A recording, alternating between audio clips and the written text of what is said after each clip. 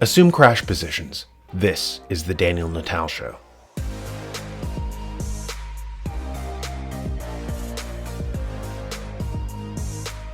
After Seth Rogen and Sarah Silverman created one of the lowest rated TV shows of all time, bashing Christmas and offending the majority of the population, they began defaming the people they attacked in the television special, calling them racists and white supremacists for not liking the show.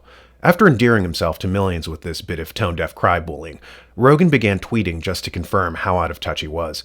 When a person lamented the fact that his car was broken into, Rogen, as per pattern, attacked the victim and told him how small-minded he was. Dude, I've lived here for over 20 years. You're nuts. Haha, it's lovely here. Don't leave anything valuable in it. Whereupon his interlocutor said, I can still be mad though, right? I feel so violated. Rogen then rejoins, you can be mad, but I guess I don't personally view my car as an extension of myself, and I've never really felt violated any of the 15 or so times my car was broken into. Once a guy accidentally left a cool knife in my car, so if it keeps happening, you might get a little treat. What we just saw was a millionaire lecturing the victim of a crime about how he's above petty materialism, and that the victim should just shut up and take it.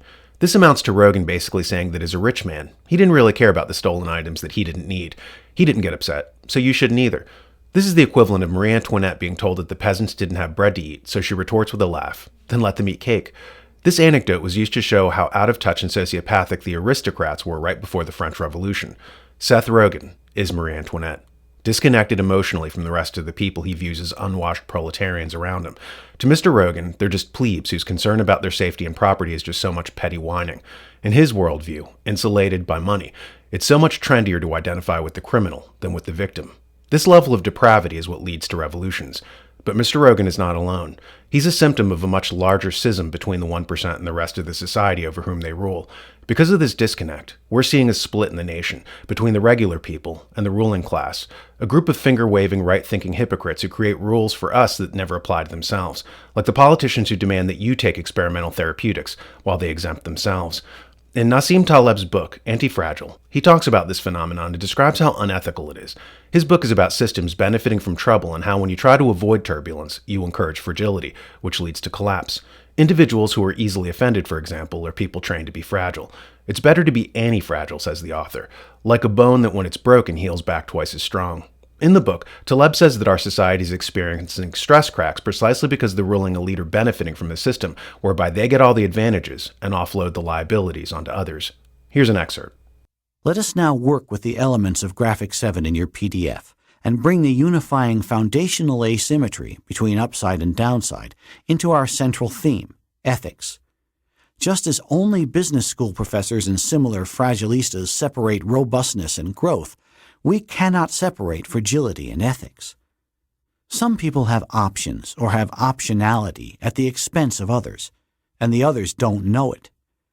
The effects of transfers of fragility are becoming more acute as modernity is building up more and more people on the left column, inverse heroes, so to say. So many professions, most arising from modernity, are affected, becoming more anti-fragile at the expense of our fragility. Tenured government employees, academic researchers, journalists of the non-myth-busting variety, the medical establishment, big pharma, and many more. Taleb says that so much unethical behavior occurs today when the people enacting policies do not themselves have to experience the downsides of those policies, like a corporation that pollutes, but dumps chemicals downstream so that a community 100 miles away gets the downside while the company only reaps the reward, or open borders activists who demand diversity for you, but who themselves live in a gated community away from said diversity. They get the cheap labor for their business, you get the crime. Mr. Rogen exemplifies the sociopathic behavior of this type. As a narcissist, he calls for policies that hurt you, as he virtue signals from his mansion. He outsources fragility to others, as Taleb would say. Without the ability to do this, how anti-fragile would Mr. Rogen actually be? I mean, he calls for you not to care as he heckles your religion. But what would happen if you heckled his? Would he be so broad-minded then? Or would he immediately reveal himself to be fragile? Like when he said too many angry white men can't accept their time is up. What would happen if someone inserted Mr. Rogen's demographic into that quote and made exactly the same comment to him? How broad-minded do you think Mr. Marie Antoinette would be? This is the kind of stuff that happens in late-stage globalism. As the lower nobility of celebutards, politicians, and pop singers go on about enjoining the peasants to eat cake, I would caution them about the impending dangers inherent in the approach of their just desserts. By the way, check out the bookazine Trump World. It's a special collector's edition from the New American Magazine, highlighting aspects of the MAGAverse that you might not have known about. It's insightful, beautifully produced, and makes a great stocking stuffer. Putting the MAGA in magazine, be sure to get your copy today.